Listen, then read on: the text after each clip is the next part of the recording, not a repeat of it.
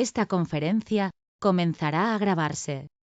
Estamos en el módulo 1, enseñanza de la lectoescritura. Bueno, vamos a comenzar con, primero que nada, nuestros conceptos principales. ¿Qué es leer? Si aprendemos a leer, aprendemos nuevas formas de pensar. Hay diferentes teorías sobre la adquisición del lenguaje. Dentro de estas teorías de adquisición del lenguaje, tenemos una teoría que se llama la teoría del determinismo. La teoría del determinismo consiste en que se presume que la forma en la que pensamos está moldeada por el lenguaje que utilizamos. ¿Sí? Las palabras que nosotros utilizamos y la riqueza lingüística que hemos ido obteniendo a lo largo del tiempo o a lo largo de los años o también de una manera formativa con estudio, va a definir la manera en la que podemos pensar, considerar, replantear las cosas y entonces tendremos más recursos para poder defender nuestros puntos de vista o para poder convencer al otro. Por eso dice aquí, si aprendemos a leer, aprendemos nuevas formas de pensar, porque lo importante en cuanto al lenguaje, en cuanto a las palabras, prácticamente es que las palabras nos ayudan a definir una experiencia. Si no existieran las palabras con su respectivo significado, no podríamos describir cómo nos sentimos, no habría manera de conectar, de contactar de una forma profunda y precisa con otras personas. Entonces, tenemos que aprender a leer. Nosotros ya sabemos leer, sin embargo, tenemos que aprender a enseñar a leer a los niños desde diferentes estrategias. Normalmente tenemos en la actualidad la estrategia silábica, ¿sí? Lo que sería la lectura silábica, sílaba por sílaba, donde comienza de un aspecto, digamos, particular a general, pero esto ahorita lo vamos a estar trabajando también. Simplemente aquí el primer punto es ese. Si aprendemos a leer, podemos indagar en el pensamiento del otro, podemos indagar en la postura del otro, no nada más con el mensaje que el otro está escribiendo, sino con la forma en la que lo redacta. Desarrolla la atención y la concentración. Gracias a la lectura también podemos desarrollar estas habilidades cognitivas, que por cierto, la atención es uno de los pilares de la inteligencia. ¿Sí? ¿Qué es la inteligencia? La inteligencia, según el diccionario, es la capacidad de resolver problemas. ¿Okay? La inteligencia, según el diccionario, es la capacidad de resolver problemas. Y luego nos podemos preguntar, ¿qué es lo que ayuda a resolver problemas? O sea, ¿cómo yo puedo resolver un problema? Básicamente con dos habilidades cognitivas. Una es la atención y la otra es la memoria. Ya que en la memoria guardamos toda la información que vamos a necesitar para poder justamente resolver los problemas. Pero para que esa información esté registrada en la memoria, tuve que haber puesto atención. Entonces, si no pongo atención, no puedo memorizar. Y si no puedo memorizar, mi mente está en blanco. Y si mi mente está en blanco, no puedo utilizar ciertos recursos para resolver los problemas. Entonces, los pilares de la inteligencia son atención y memoria. Cuando nosotros leemos, estamos activando y desarrollando justamente estas dos habilidades del pensamiento. Desarrollar la capacidad de decodificación y comprensión de mensajes. Podemos hacernos aquí una pregunta. ¿Qué parte del cerebro se encarga de esto? La parte del cerebro que decodifica el mensaje y comprende el mensaje escrito se llama área de Wernicke. Se los he escrito en el área de chat. ¿Okay? Se llama área de Wernicke. Es un área muy importante que se encuentra en el lóbulo temporal o en los lóbulos temporales. ¿Okay? Lo que hace el área de Wernicke es darnos la capacidad de hacer una conversión de lo fonológico a lo gramático. Esto quiere decir que gracias al área de Wernicke yo puedo escribir el sonido. ¿Cómo es escribir el sonido? Simplemente puedo hacer un dictado. Si yo les pidiera, ¿pueden escribir por favor la palabra lectura? ustedes pueden escribir este sonido que yo acabo de hacer. Yo acabo de hacer el sonido lectura. Ustedes pueden escribirlo, pueden dibujarlo con esas letras.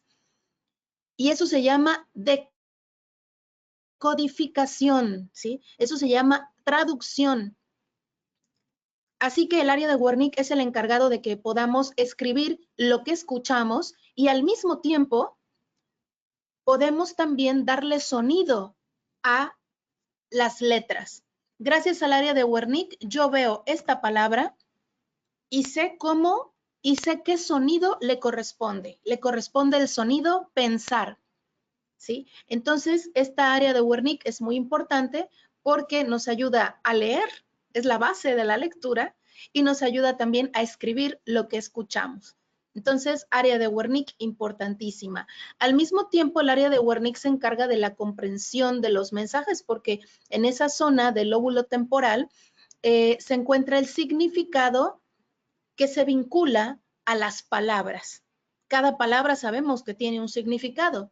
Entonces, en esa misma área de Wernicke se encuentra el significado de las palabras. Después tenemos ayudar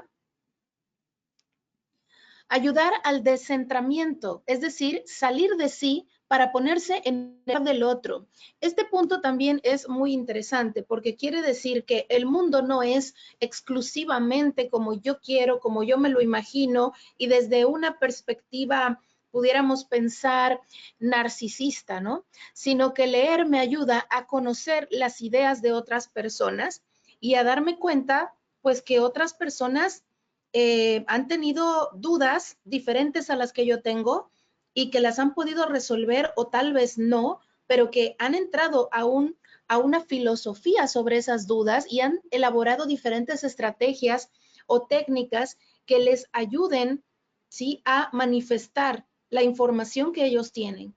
Entonces, gracias a la lectura, yo salgo de mí, ¿sí?, y puedo ingresar en el otro, puedo saber lo que el otro piensa. No necesariamente tener a una persona al lado y platicar con ella, sino puedo saber lo que pensaban personas que murieron hace muchísimos años. Entonces, esos pensamientos, esos hábitos, las palabras que utilizaron, es una gran riqueza cultural la que encontramos en los libros. Después nos ayuda también a tener una actitud dialógica para escuchar y aprender de los demás, puesto que lo que aquí estamos haciendo y logrando es justamente tener la capacidad de abrir nuestra mente, estar de una manera o trabajar de una manera receptiva sobre lo que nos vamos a encontrar en el texto. Yo puedo estar de acuerdo o en desacuerdo con cualquier cosa que estoy leyendo, pero al mismo tiempo, si estoy en desacuerdo, me va a servir porque tengo que justificar mi desacuerdo. Y si estoy a favor, también me puede servir porque entonces estoy corroborando o ajustando lo que estoy pensando con otra persona. Estamos coincidiendo.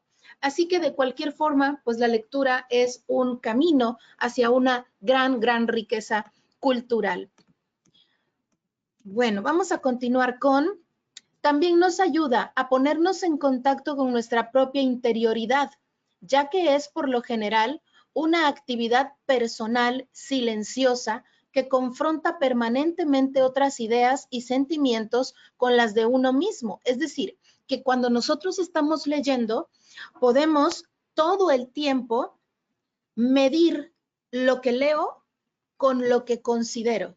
Por ejemplo, si yo estoy leyendo algún tipo de filosofía, la filosofía de Nietzsche, o estoy leyendo a cualquier otro filósofo o a cualquier autor o lo que tú quieras leer, una historia, un cuento, lo que sea, yo misma ahí puedo hacer una observación. Por ejemplo, puedo decir, este cuento no me gusta, este valor que están implantando en este cuento a mí no me parece.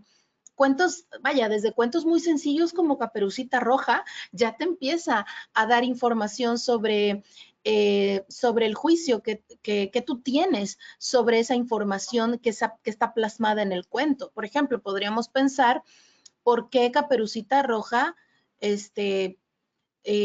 no sé, se fue sola al bosque, porque o los papás lo permitieron, porque los papás permiten que Caperucita se vaya a insertar sola en el bosque. Y si los papás no lo permitieron, ¿por qué Caperucita es desobediente? ¿Y por qué la abuelita vive refundida lejos de la ciudad? Entonces, esto quiere decir que hay que abandonar al adulto mayor. O sea, ¿qué clase de mensaje me está dando? No nada más es leer por leer o leer por traducir, sino que es leer para poder encontrarme conmigo mismo, ¿sí? Y poder entonces ir cotejando y comparando no solo lo que yo pienso, sino lo que piensan los otros y la forma en la que lo están representando. Ser además un vehículo indispensable para ponerse en contacto con el mundo, con el conocimiento, con otras realidades, con el pasado, con diversas opiniones, etcétera.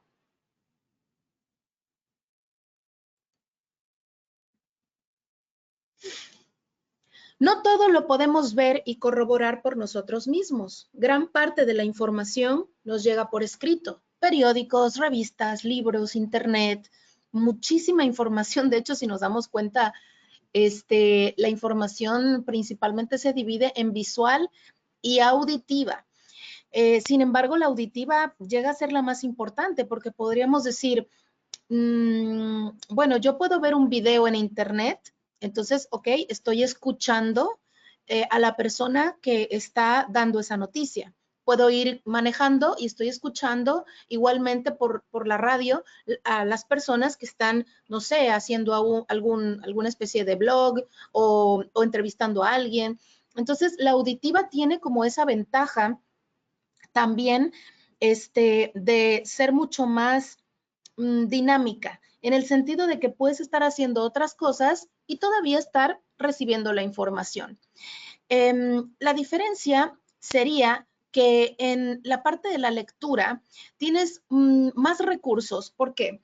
Porque en la lectura tú puedes y decides detenerte, frenarte, replantear, releer, mientras que, por ejemplo, si estás escuchando la radio, si no pusiste atención en un punto, ya se te fue, no puedes regresar, ese sonido, no puedes regresar esa información, ¿no? Entonces, eso sería como el contra de lo auditivo y el pro de la lectura. Entonces, es entrar a ese otro mundo. Por eso dice en el último punto, no todo lo podemos ver y corroborar por nosotros mismos. Gran parte de la información nos llega por escrito, periódicos, revistas, libros, internet, etcétera.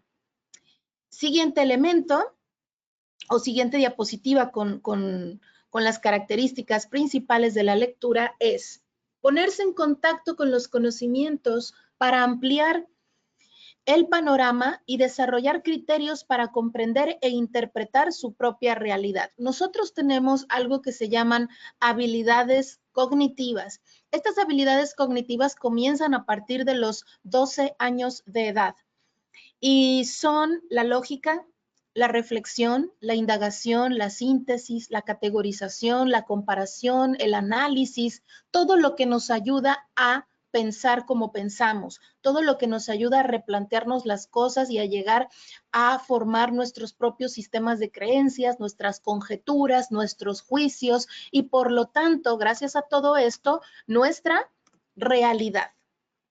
¿Ok? Entonces, estas habilidades del pensamiento tienen que encontrar formas para explotarse o potencializarse y la lectura es una gran herramienta porque entramos nuevamente en ese debate o aceptación sobre lo que estamos, sobre la información a la que estamos accediendo. Nos permite también estar actualizados, ayudar a incorporar formas y procesos lingüísticos, cosa que, por ejemplo, en el caso de lo auditivo, tal vez no podemos utilizarlo.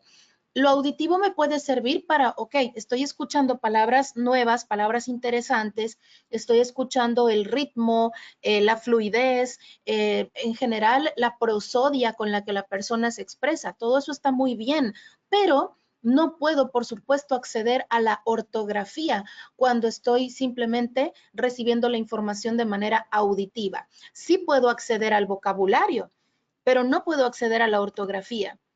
Entonces, ayuda a incorporar también el tema de la lectura, formas y procesos lingüísticos, la ortografía, el vocabulario, los modelos de construcción y de composición. ¿Qué quiere decir? La forma en la que organizo una idea se llama sintaxis. La forma en la que organizo una oración, una idea, un párrafo, se llama sintaxis. El cómo te voy contando una historia, ¿ok? Es la organización. Por lo tanto, en la sintaxis tiene que existir un orden entre género y número. Por ejemplo, género quiere decir que tú no puedes escribir la sillón. No puedes decir la sillón porque la es femenino, sillón es masculino. Entonces, ahí habría un problema de sintaxis, cosa que, por cierto, les llega a pasar mucho a los niños con condición autista. Tienen problemas de género y número.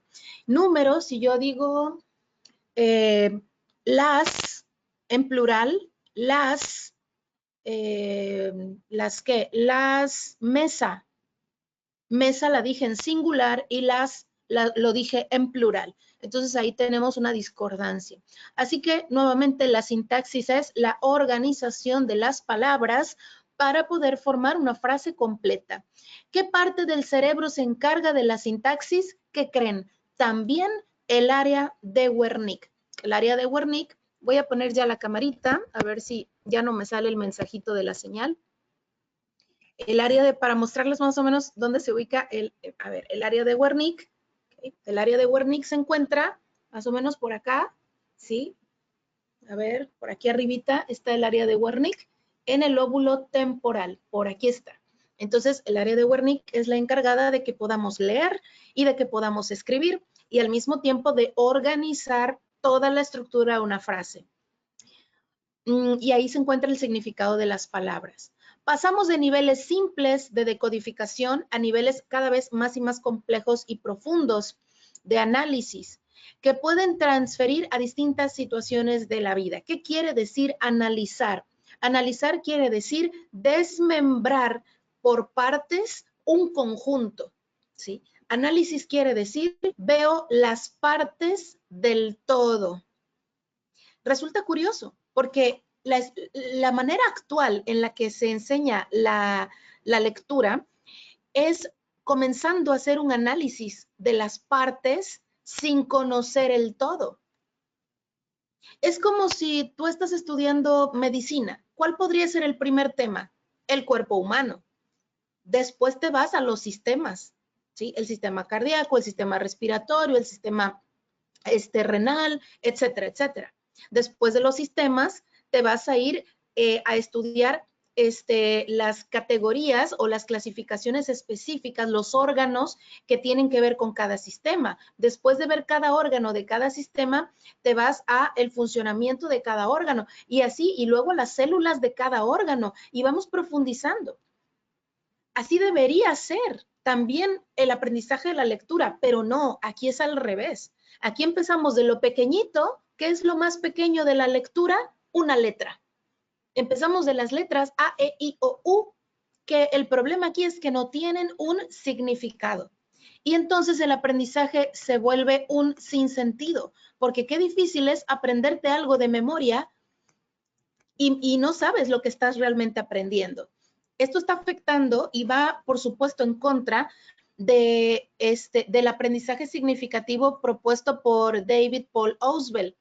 ¿Sí? Él proponía que el aprendizaje tenía que tener un sentido, un significado para ti. De hecho, el aprendizaje significativo está muy bien visto y es una de las principales herramientas y materias que trabajan las personas que están estudiando educación. Entonces, si lo han visto tanto sobre el aprendizaje significativo, ¿por qué entonces la enseñanza de la lectura es completamente opuesta al significado? Ahorita lo vamos a revisar. Vamos a ver entonces en cuanto un poco a la redacción. La redacción favorece la organización y estructura del pensamiento, así como yo puedo escribir, así estoy pensando. Si yo escribo de una forma estructurada, quiere decir que estoy pensando igualmente con una buena estructura. Si yo, por ejemplo, no sé manifestar mis ideas en papel, tampoco voy a saber decirlas.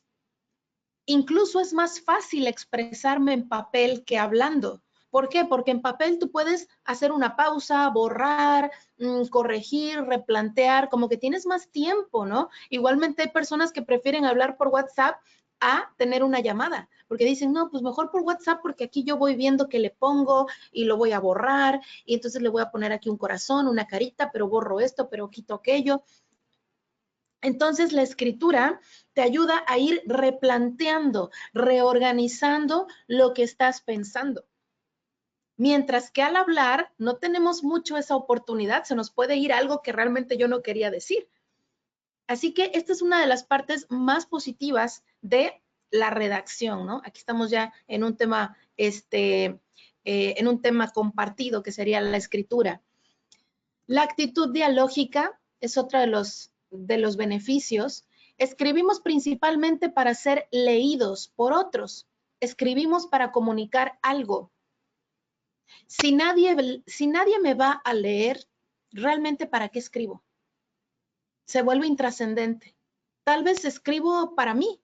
Podría ser, puedo escribir en una agenda, ¿ok? Puedo escribir mis propios planes, mi propia agenda, está bien, pero si yo estoy escribiendo un poema, si yo estoy escribiendo un libro, si yo estoy escribiendo cualquier otra cosa, el objetivo es que el otro pueda alimentarse, nutrirse un poco de mi perspectiva. Es una forma de dejar una huella, es una forma en la que no quiero que mi vida pase desapercibida y tener una influencia en hijos o nietos o en otras personas.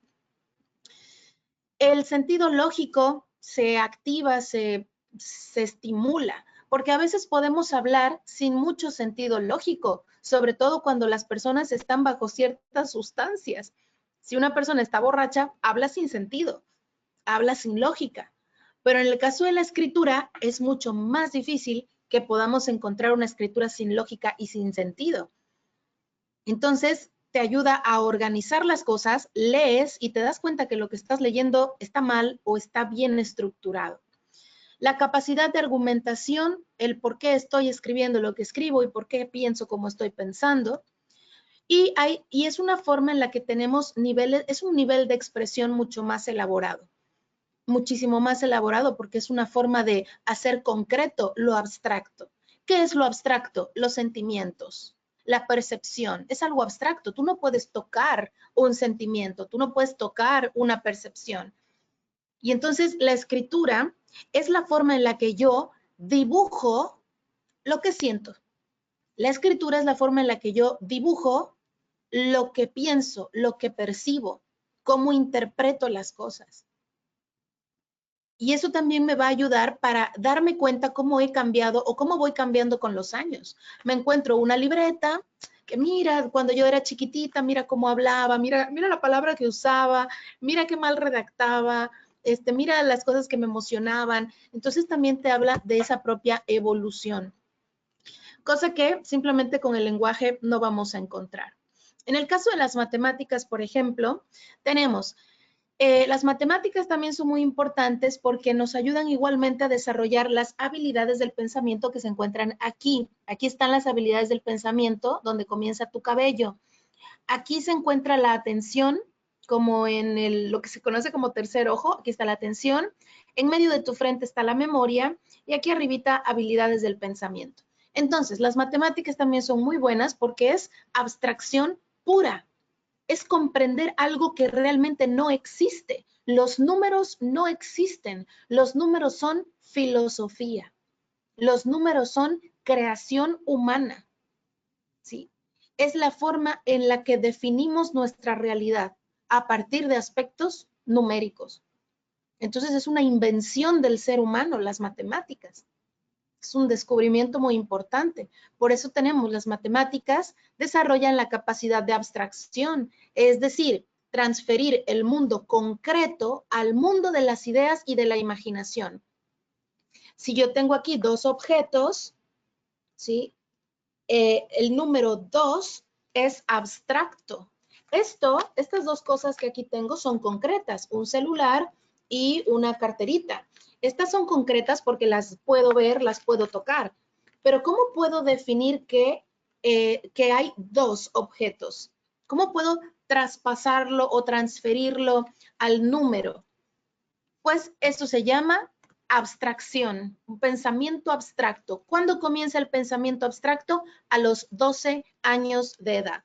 Comienza el pensamiento abstracto.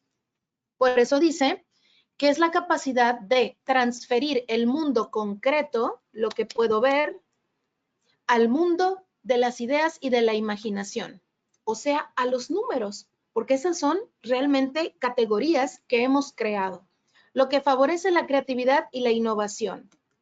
El pensamiento lógico, que sirve para resolver problemas de la vida cotidiana, guiándose por algunos criterios. El pensamiento simbólico, la elaboración y manipulación intelectual. En pocas palabras, al estimular el pensamiento abstracto, se pueden estimular muchas otras habilidades. Está justamente el pensamiento simbólico. ¿Qué es el pensamiento simbólico? Bueno, es parecido al juego simbólico. El juego simbólico es, por ejemplo, me dan un carrito y yo juego como si fuera un carro de un adulto. Eso se llaman simbolismos o representaciones. Entonces te ayuda a simular una experiencia que aún no has vivido. Bueno, vámonos con, ¿qué es leer entonces? Leer es un acto de pensamiento, es una habilidad de transición. Voy a hacer una transición, voy a hacer una traducción. Voy a darle el poder a los dibujos de clasificar mis sentimientos, mis pensamientos y mis experiencias. En algunos dibujos, ahí está ese contenido. Aquí podemos decir que los dibujos son letras o las letras son dibujos. ¿Cómo decimos que las letras son dibujos? Sí, las letras son dibujos porque, por ejemplo, la letra A en un inicio era más o menos así. ¿Qué era la letra A? Era la cabeza de un buey acostado, la cabeza de un buey de ladito. Y esto que conocemos como la barrita o el palito de la letra A, en realidad eran los cuernos del toro. Esto provino del alfabeto egipcio, ¿sí? En Egipto tenían este alfabeto en donde cada una de las letras estaba representando a dioses paganos. Nuestro alfabeto, las letras que nosotros vemos, la gran mayoría de estas letras representan a dioses paganos egipcios. Entonces, por supuesto, esto es una forma de hacer una abstracción sobre un concepto, en este caso, un dios que ellos tenían. Están dibujando a su dios, están representando a su dios. Ese dios se llamaba Aleph. De ahí viene alfa, de ahí viene A. ¿Okay? Aleph le decíamos en Egipto, alfa, después lo adopta Grecia. Grecia adopta el alfabeto egipcio y cambian un poquito los nombres. En Grecia ya se llama Aleph, perdón, alfa. Y luego nosotros tomamos el alfabeto griego y ahora nos quedamos solo con la inicial A. Porque en el alfabeto griego A es alfa, B, beta, alfa, beta, gamma, epsilon, delta, eta, teta, iota, lambda, mu, nu, psi, omicron, pi, chi, si. Estos son los nombres del alfabeto griego. Pero nosotros solamente nos estamos quedando con la primera letra. A de alfa, B de beta. ¿Sí? La C no estaba. G de gamma. Lambda, la L de lambda. Y así fue D de delta. La D es delta. Entonces solamente nos quedamos con el inicio de las letras, o sea, nos quedamos con la primera letra y así es como le colocamos los nombres. Nuestras letras son una abreviatura de esos nombres más largos que los encuentran en internet. Si quieren ver todos los nombres, están en internet. Ponen alfabeto griego con nombres y ahí les salen. Entonces, por eso comento que las letras son dibujos. Entonces, nosotros hemos tenido la capacidad de que estos dibujos representen una experiencia. Porque si yo escribo aquí la palabra amor, o te pongo estoy enamorada, o te pongo soy feliz, aquí estoy dibujando la experiencia del amor. Y entonces tú, al leerlo, puedes conectar con lo que yo estoy diciendo, con lo que yo digo. Tal vez puedes decir, no, yo no creo en el amor. Ay, no, lo que pasa es que eso es un idealismo. El enamoramiento dura muy poquito, esa persona se le va a pasar. O pueden decir, sí, el amor es increíble. En fin, cada quien tendrá su opinión. El punto es que ahí está una palabra para que todos le podamos dar el sentido que queramos. Y aquí vamos a hacer una división importante. Una cosa es el significado y otra cosa es el sentido. ¿Cuál es la división de esto? El significado es lo que tú te encuentras en el diccionario y el sentido es lo que tú crees sobre esa palabra. Vamos a poner un ejemplo. Justamente el aprendizaje significativo, exactamente, ¿no? Entonces, vamos a poner un ejemplo. Si yo busco en el diccionario el significado de la palabra rosa, ¿qué es una rosa?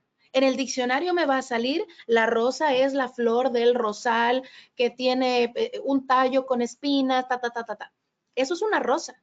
Ese es el significado. Pero, ¿por qué nos emocionamos cuando nos regalan una rosa? ¿Por qué? Si es la flor del rosal, neutro. ¿Por qué me emociono? Porque un pretendiente me dé una rosa. Por el sentido, porque te dicen, ay, te dio una rosa roja. Eso significa que está enamorado por el sentido de la rosa roja. Y ese sentido se lo doy yo, o todos podemos darle el mismo sentido o puede ir variando. Que la flor amarilla es amistad, que la flor blanca es pureza, que la flor roja es amor. ¿Sí? Esto se llama sentido de las cosas. La mayoría de las personas tenemos el mismo sentido sobre las cosas, sobre las palabras o sobre las cosas con las que convivimos, pero a veces no. Vamos a poner un ejemplo, la palabra dinero. Yo busco en el diccionario la palabra dinero y me va a aparecer recurso representado en metal, papel o de forma digital que me sirve para intercambiar productos y servicios. Punto. Eso es el dinero. El significado de dinero es ese. Pero si yo les pregunto, ¿cuál es el sentido del dinero? Para ti, ¿qué es el dinero? Tú puedes decir, el dinero es la solución a todos mis problemas.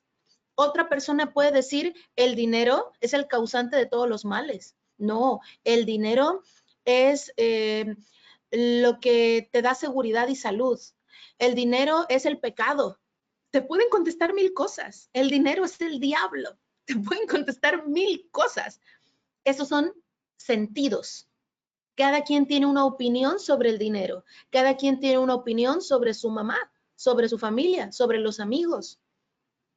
Entonces, nuevamente, las palabras se dividen en esto, en el significado de las palabras y en el sentido que le damos.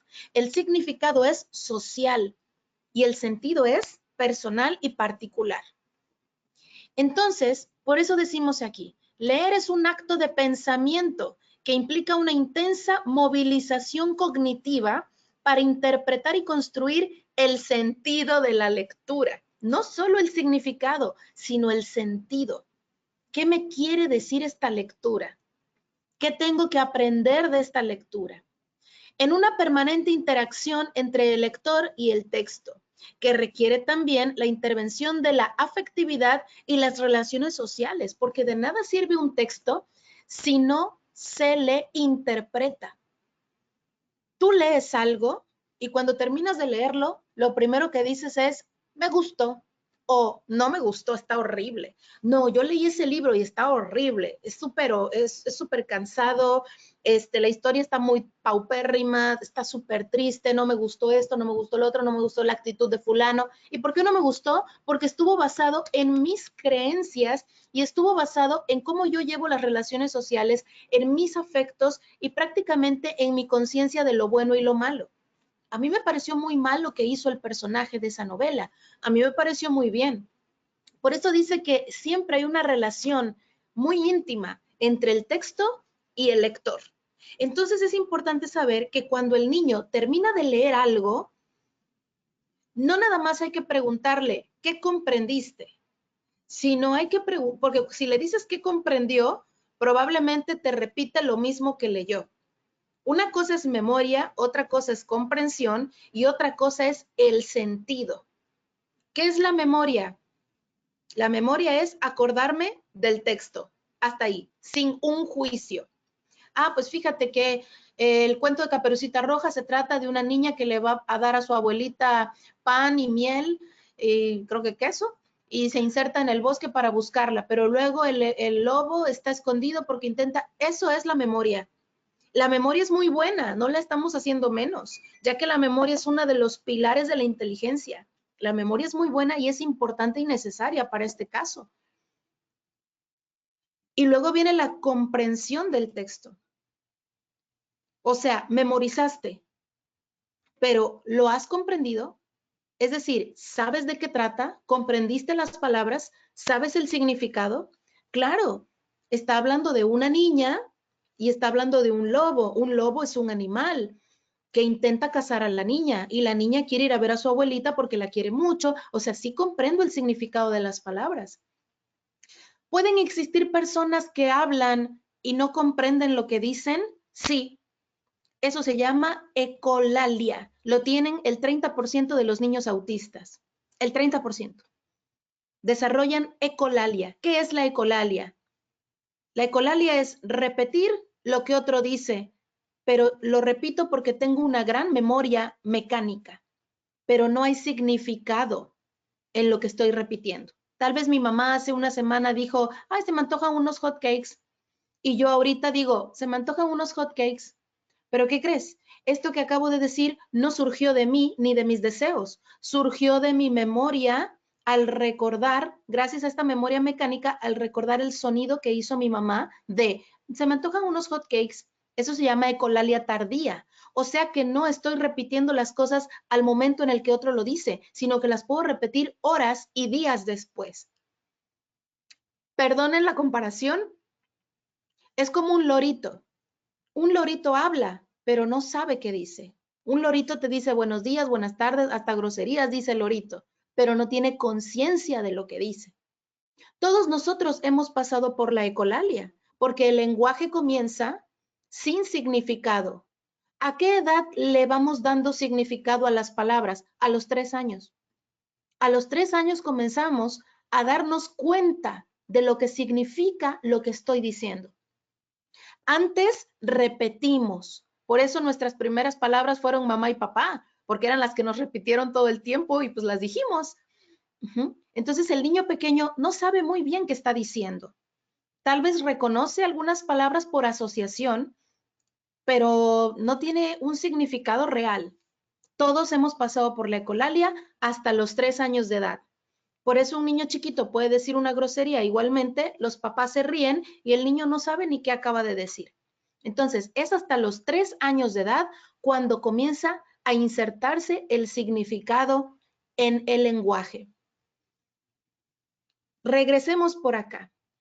Bueno, ya que tenemos ese significado, estábamos platicando del significado que tiene que ver con la comprensión y por otro lado era el sentido. ¿Cuál es el sentido que tú le das a este texto? ¿Sí? O sea, ¿cuál es la moraleja? ¿Qué te quedas?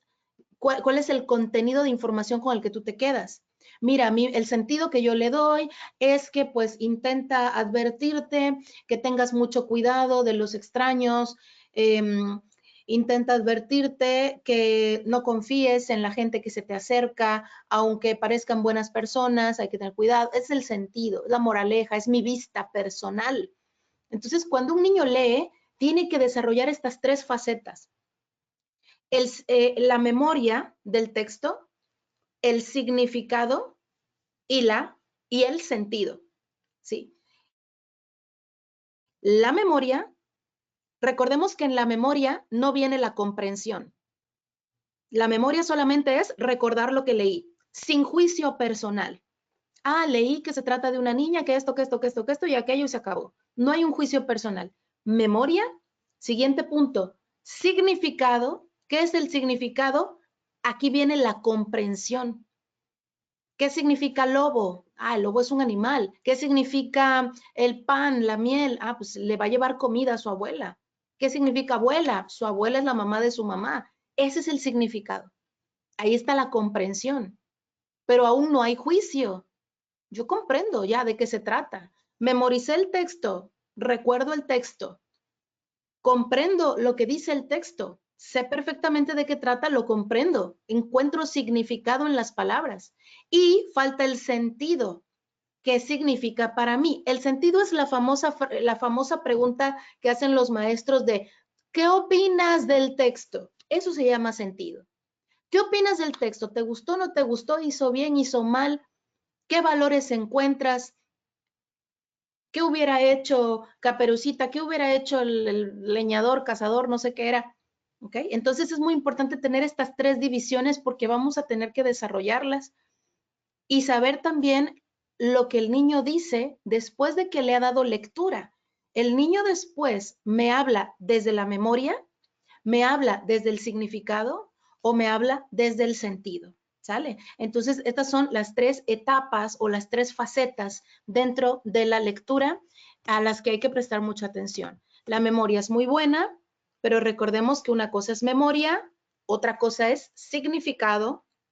En la memoria no hay significado tal cual, en la memoria simplemente sí puede haber una parte de comprensión, pero no es lo principal. La memoria es retener la información.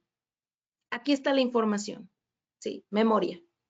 También la memoria y el significado normalmente van muy de la mano, porque va a ser muy difícil que yo pueda memorizar algo que no comprendo. Entonces, la memoria y la comprensión suelen ir juntas, pero sí tienen un rango también de separación, o sea, tienen su punto de quiebre, son diferentes. Entonces, esos son nuestros tres ámbitos. Después tenemos, importante, no solamente se leen las letras o las palabras. Nosotros podemos, si nos vamos al significado de la lectura, ¿qué era la lectura? Es una traducción. Es una traducción. La lectura me permite darle significado a estas letras que están aquí. Yo puedo darle sonido a estos dibujos que son letras. Recuerden que yo le llamo dibujo a las letras, ¿sale? Entonces, cuando yo hable de dibujo, le voy a decir imagen. Por ejemplo, esta sería una imagen, esta sería otra imagen, ¿sí? Pero en este caso, aquí tenemos dibujos. Las letras son dibujos. Entonces, lo que hacemos justamente al leer es, sí, podemos leer estos dibujos, que son estas letras, pero también podemos darle lectura, o sea, traducción a otras cosas. Yo puedo también leer las expresiones faciales. ¿Por qué? Porque puedo traducirlas. ¿Sí? Si una persona tiene una expresión como de enojo, tú te das cuenta, la traduces, sabes lo que te está diciendo, ¿no? Sabes el mensaje que hay ahí. Puedes también darle lectura a las posturas, ¿ok? Podemos darle lectura a las posturas del cuerpo. Una postura relajada, este grillito tiene una postura como que de hartazgo, como que está, no sé, aburrido. También podemos darle lectura a los pictogramas. De hecho, los pictogramas, estas son las letras, por así decirlo, las letras de los niños autistas. El abecedario de los niños autistas son los pictogramas. Sí, y si alguna de ustedes trabaja con niños autistas, no me dejarán mentir. Es típico que estos chicos trabajen desde los pictogramas. ¿Sale? Tenemos también la lectura de las señaléticas. Cuando vamos manejando, ¿sí? Cuando vamos manejando, pues es muy difícil o sería muy, muy difícil leer que diga no pasar porque o tope o no pasar o derrumbe o no vamos a estar leyendo mientras manejamos. Entonces fácilmente y rápidamente yo veo la imagen, yo veo la señalética, veo los colores, hacemos una lectura, recordemos que la palabra lectura es una traducción, entonces hacemos una traducción desde las imágenes. También puedo traducir las expresiones manuales, de ahí viene el lenguaje de las manos. Incluso también se trabaja dentro de la política. ¿Se acuerdan de esta seña que se usó mucho en una campaña política, ¿no? Que era típica del PAN. Así que eran expresiones igualmente manuales en este caso que podíamos leer. Desde aquí ya tenemos un campo mucho más abierto cuando estamos hablando de la lectura, porque quiere decir que podemos llegar a darle un significado a muchas cosas y podemos traducir muchas cosas, no nada más las letras. Tú puedes traducir muchas otras cosas que igualmente van a servir para la comunicación. Tenemos acá, leer es comprender. Ese es el objetivo de la lectura, comprender. Enseñar a leer es más que enseñar el código lingüístico. Hay muchos niños que solamente se saben el código lingüístico, pero no comprenden. ¿Cómo sabes que el niño no está comprendiendo? Porque lee de manera silábica. Si un niño está leyendo así, y además con el dedito, K, re, te, ra. Si el niño lee así, no sabe qué acaba de decir. No tiene idea. Porque lo único que está haciendo es traducir esos signos a sonido. Está traduciendo el grafema al fonema. Pero en realidad, se activó mi teléfono por acá, pero en realidad no conoce el significado. Después de que lee así de forma silábica, tú le preguntas, ¿qué significa lo que acabas de leer? Y el niño se va a quedar, no sé. ¿Sí? No va a tener una conciencia. La lectura silábica es la principal señal de que no hay comprensión. Y es curioso porque primero se enseña la lectura silábica y luego se pretende que se comprenda. Entonces, el mecanismo está completamente invertido. Ahorita platicaremos también de esto, pero veamos. Enseñar a leer es más que enseñar el código lingüístico y sus mecanismos de articulación. Lo más importante es entender el lenguaje escrito como otra forma de expresarse, otra forma de decir las ideas, de manifestar lo que se quiere. Aprender a leer es llegar a comprender que la lectura transmite mensajes. O sea, ¿qué me quiso decir este párrafo? Lo que sabemos que es la lectura comprensiva. También saben que podemos leer y que puede servir muchísimo para que el niño adquiera la capacidad de la lectura. Puedes leer también los formatos de los mensajes. No es lo mismo el formato de una carta al formato de una receta. El niño tal vez no sabe, fíjense qué interesante, el niño no sabe qué dice aquí. El niño no sabe qué dice en la carta porque todavía no sabe leer y tampoco sabe qué dice aquí, pero solo con observar el formato en donde está la escritura ya puede tener idea de qué se trata y te va a decir, esta es una receta por el formato, porque aquí está una imagen de unos pancakes. Igual acá, esto es una carta por el formato. Entonces, no nada más es aprender a leer las letras, es aprender también a leer el mensaje y no solo lo que está dentro, o sea, no las letras, sino el paquete completo, que sería en dónde está el mensaje, en dónde están las letras. ¿Por qué no hacemos esa traducción de en dónde están esas letras? ¿Cómo están organizadas? ¿Están por párrafos? Porque si el niño ve párrafos, puede decir, sin saber leer, puede decir, esto es una canción o esto es un poema.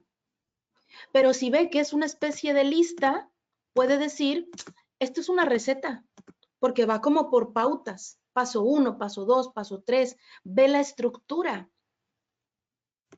Entonces también estos esquemas nos van a ayudar para que el niño pueda tener idea de qué es o cuál es el mensaje que se encuentra dentro de estos recursos. Aquí, por ejemplo, que tenemos un instructivo.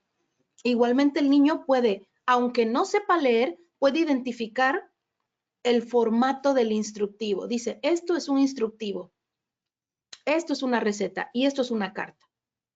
¿Ok? Entonces, nuevamente, cuando nosotros comenzamos a enseñarle al niño a leer, también un punto importante es que pueda descifrar el escenario del mensaje.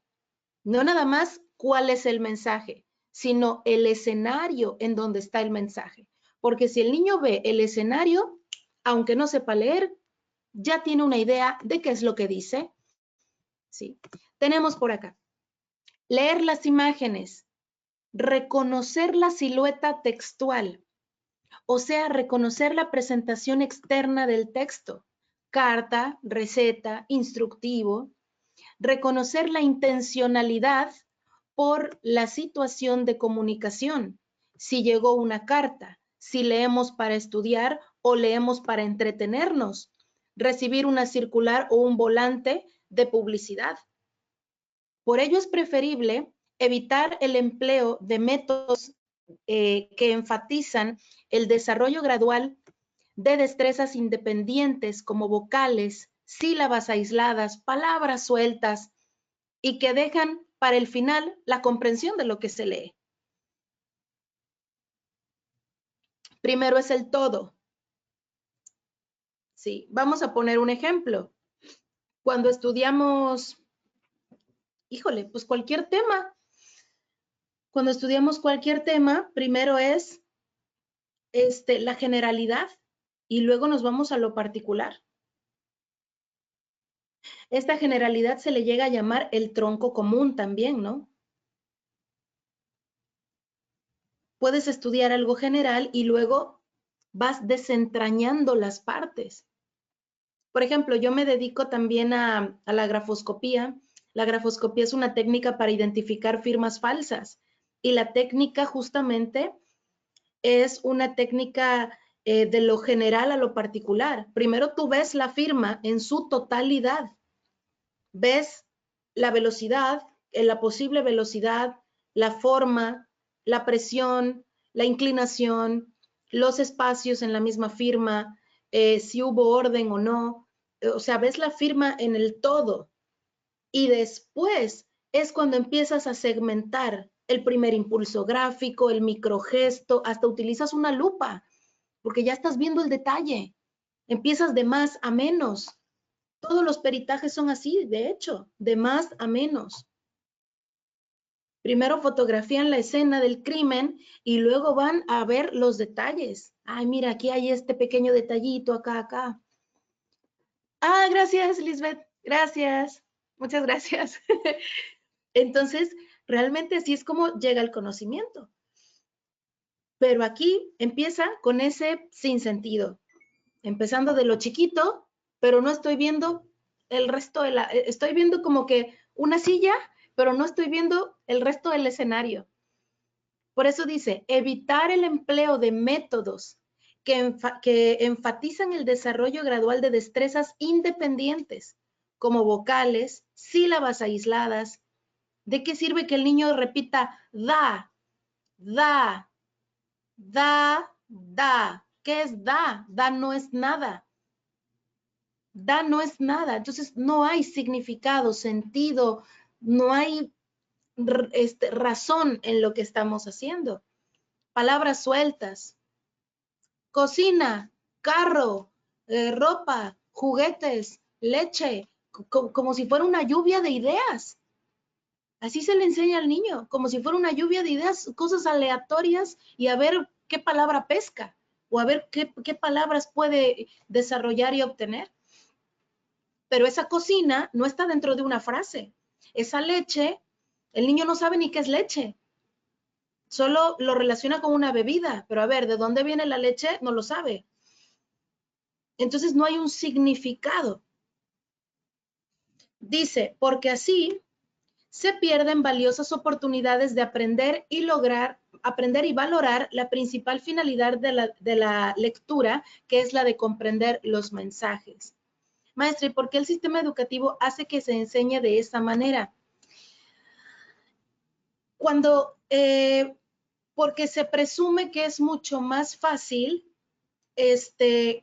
comenzar con pequeños fragmentos, con pedacitos, como estar pellizcando la información.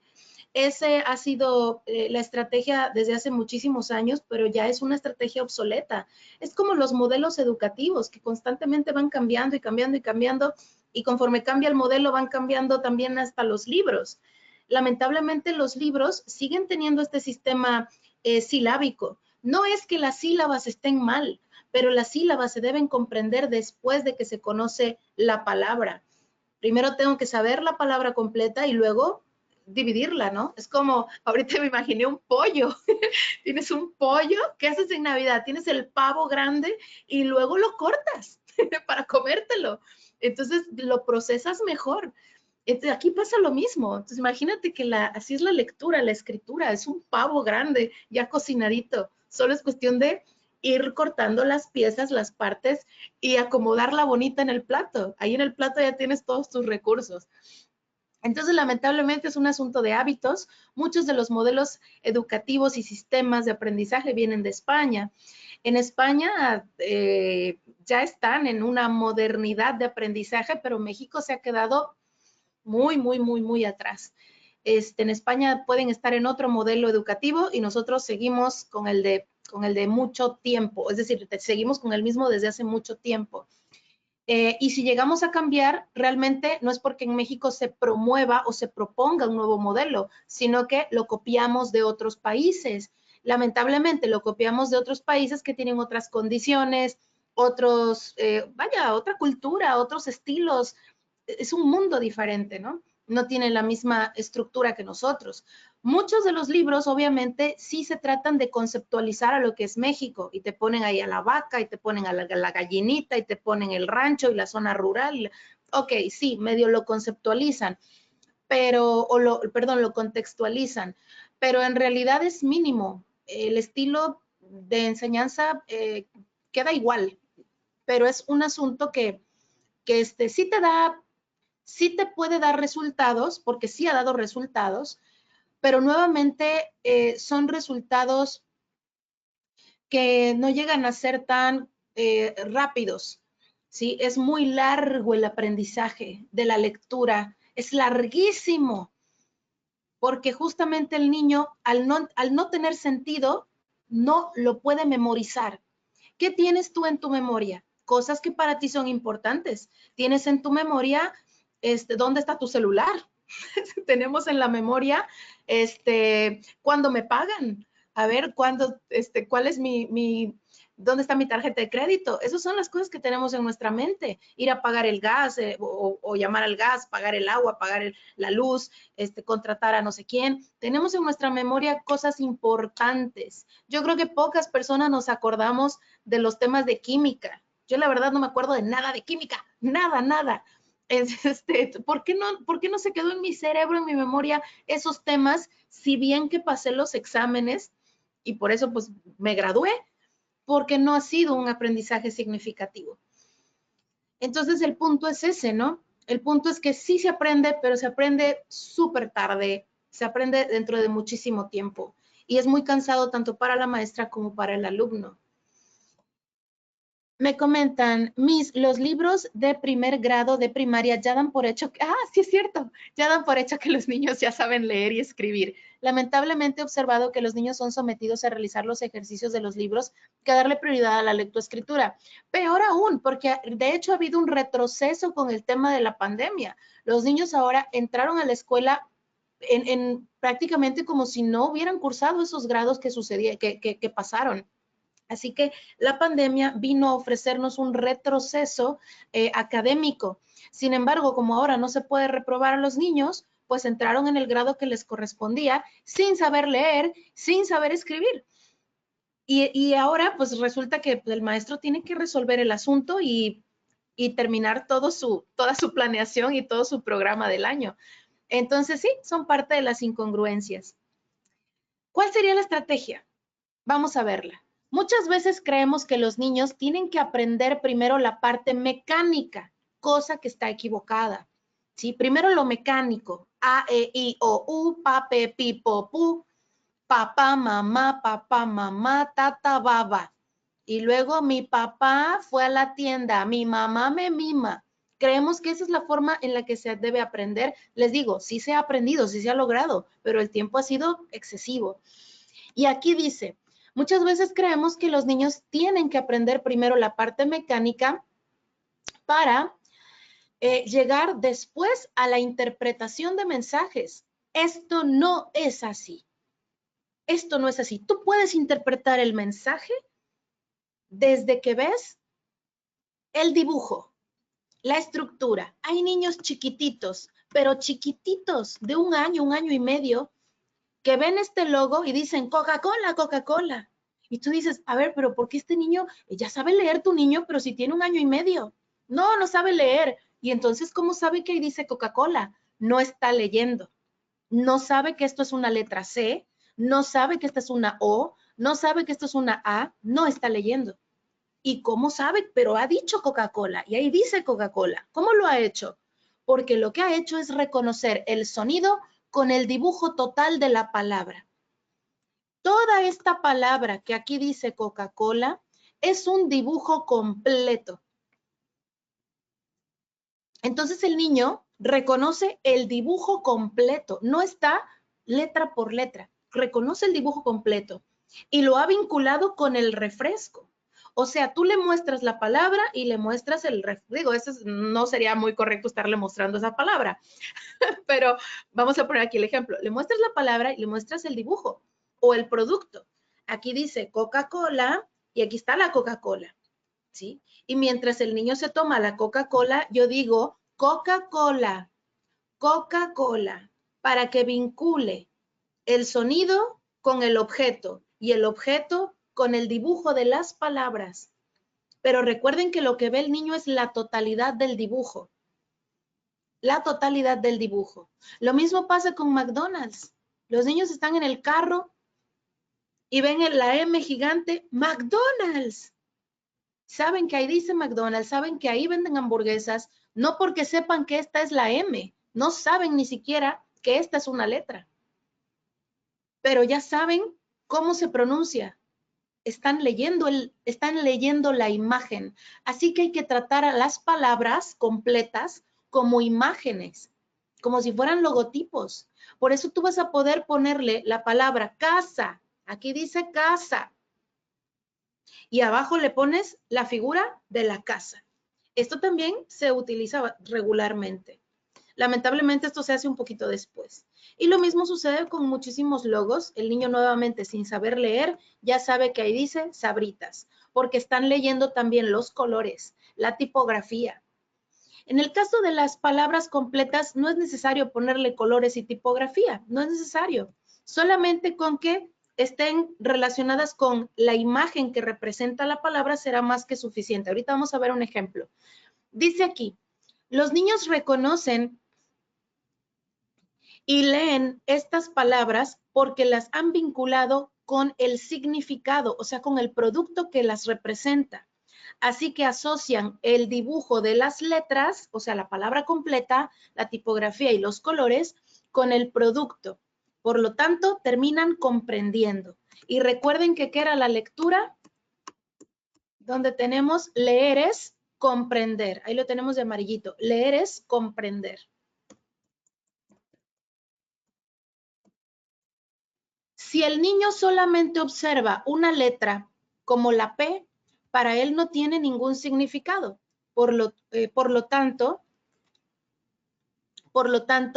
es estudio, escritura y reproducción del fonema P carecerá de sentido. Porque la P no significa nada. Es un error comenzar a enseñar el alfabeto que carece de significado antes de la interpretación del conjunto de los dibujos, o sea, de las letras. Veamos cómo podríamos hacer esta técnica, ¿no? Aprender letra por letra es como ver este escenario. ¿Qué es esto? Pues como que no tenemos mucha idea, no sé qué puede ser, no sé, pero es un pedazo de algo, parecen, no sé, una cosa ahí roja, un triángulo y atrás como un cuadrado. No tengo mucha idea de qué es esta cosa que aquí estoy señalando. Entonces, esta misma confusión que tiene este monito al ver esta cosa extraña es la que tienen los niños cuando están estudiando las letras aisladas.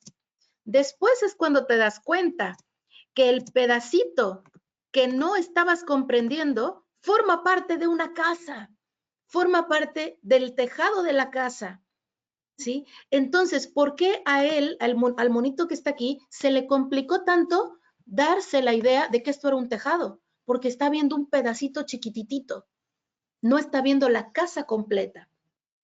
Entonces, lo que tenemos que hacer es darle las fichas al niño donde esté el dibujo casa con la imagen casa. Recuerden que yo le digo dibujo a las letras. Está el dibujo casa, la palabra casa, con una casa. Entonces, de esta forma va a ir vinculando que este dibujo viene junto con este otro, ¿sí? Que esto es parte de la casa, ¿ok? De esta manera, cuando él observe de forma aislada esta palabra, ya va a saber qué es una casa y a qué nos referimos, sin conocer las letras de forma aislada. Las letras se van a trabajar después. Ya lo que sería la sílaba, la letra, la estructura, después. Primero comprendo el todo y después me voy por las partes. Así que esta sería la manera en la que podríamos trabajar este tema principalmente. ¿Ok? De más a menos. Es similar a la evolución del dibujo infantil. Cuando un niño comienza a dibujar la figura humana, la dibuja completa, pero con muchas deficiencias. Igualmente, se debe comenzar con el dibujo de las letras formando palabras completas, no independientes, no grafemas y no sílabas. Aquí tenemos, por ejemplo, el dibujo de un niño muy, pero muy pequeñito. ¿Sí? Ahí tenemos, por ejemplo, el dibujo de un niño muy chiquito que le hacen falta muchos detalles, ¿no? Le hacen falta muchos, se les llama ítems. Conforme el niño va creciendo, le va a ir poniendo más detalles. Ahora le pone ceja, ahora le pone más cabello, hasta los músculos, articulaciones, zapatos, pantalón, ombligo, pectorales. O sea, lo mismo va a suceder. El niño desde pequeñito no empieza dibujando la figura humana poniendo nada más una cabeza. No. Desde que el niño empieza a dibujar, ya te dibuja la figura completa. No vamos por partes. Un niño chiquito no es como que nada más dibuja la mano.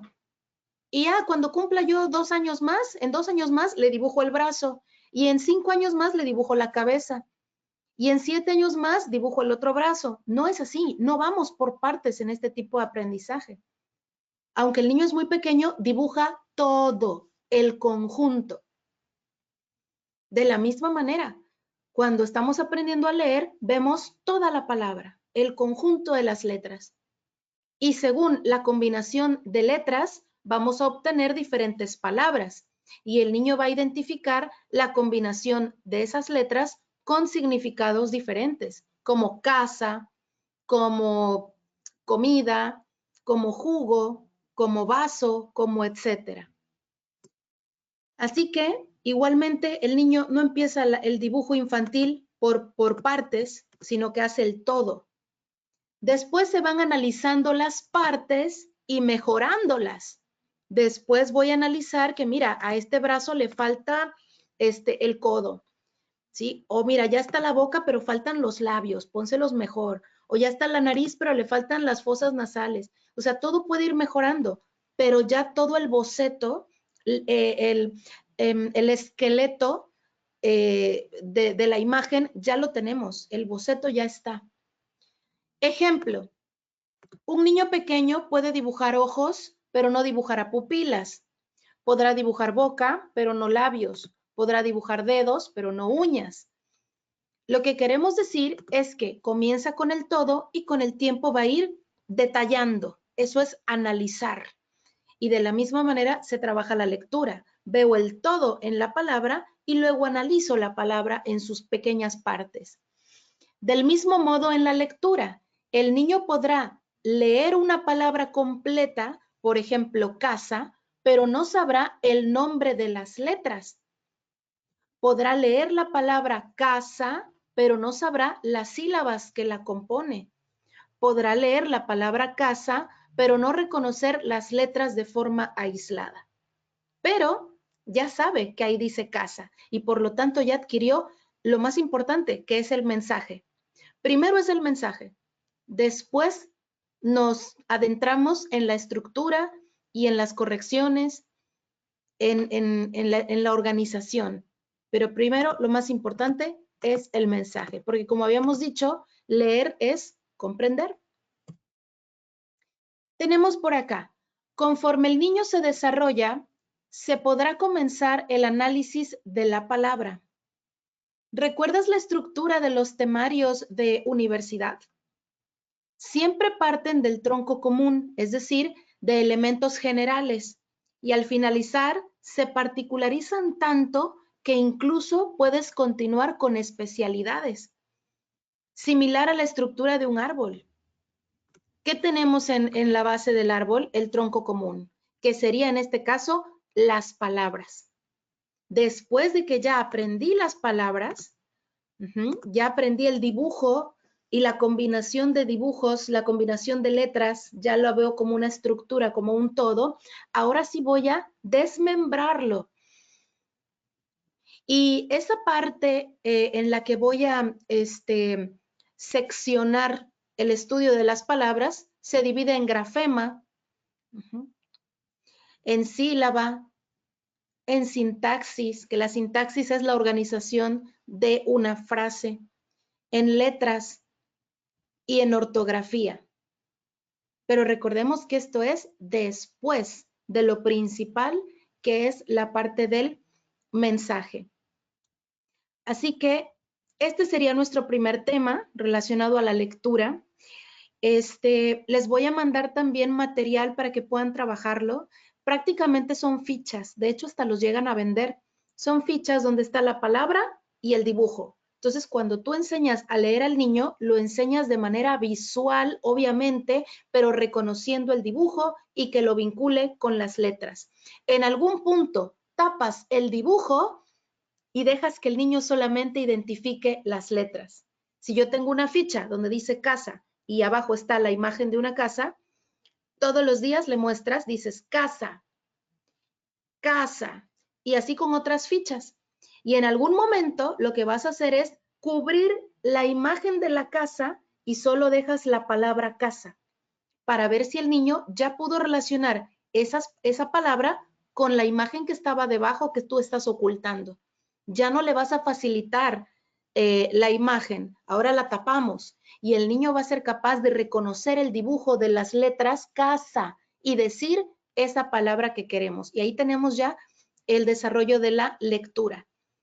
De hecho, esta técnica también funciona muchísimo para los niños con condición autista. Mucho, porque es vincular imagen o ver las palabras como lo que son, como imágenes completas. Entonces, chicas, con esto vamos a terminar. Sí se nos recortó la clase, pero les prometo que estaremos trabajando más y reponemos. Me comentan, ¿este método es el global? Sí, exactamente. Así es. Tenemos dos métodos, uno es deductivo y otro es inductivo. Este método se llama método deductivo de aprendizaje de la lectura. ¿Sí? Esto es deducción, esa es la metodología deductiva. Lo que hemos hecho durante muchos años de empezar con las letras y luego con las sílabas se llama inducción. Inducción, es al revés, ¿sí? Entonces, lo que siempre se ha hecho, la lectura silábica es inducción y lo que aquí se está proponiendo es la deducción. Bueno, estamos todos en el grupo de WhatsApp. Por favor, si alguien falta de ingresar a WhatsApp, mándeme un mensajito, mándeme un puntito para que las pueda mandar el enlace de invitación y por ahí vamos a estar en contacto para la próxima clase. El puntito por WhatsApp, porfa, para que ya ahí te tenga y te mande el enlace. Estamos en contacto, gracias. Les mando la clase grabada y la próxima semana vamos a estar trabajando la parte de la escritura, pero no hemos terminado con este tema, también lo vamos a revisar la próxima semana. Gracias, chicas, seguimos en contacto y que tengan un bonito día. Bye.